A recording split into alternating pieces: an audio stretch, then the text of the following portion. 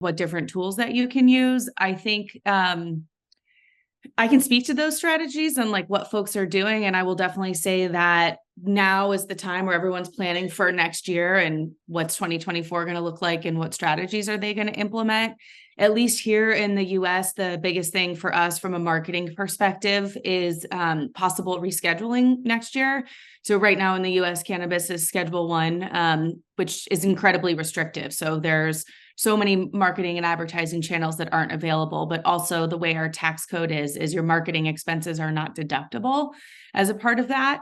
And if cannabis gets rescheduled, which we're actually predicting it will go Schedule 3, end of Q2, beginning of Q3, so around next summer, just based on averages of length of time that's happened of rescheduling in the past, then that 280E tax code would go away and marketing budgets could change overnight. So one of the big things we're talking about is that we estimate, based on what we've heard from our members, that marketing budgets here are probably about 1% of annual revenue, plus or minus, kind of depending on the space. And if you look at data from other spaces, Gartner does an annual survey on what do CMOs spend as far as percent of annual revenue. And on average across industries, that number is 9%. So what we've been talking with our members about is that we have this opportunity to plan budget-wise and say, hey, if our budgets are going to go up, or could in theory, because now you can write off this expense, for a baseline, perhaps up to 9% from 1% next year,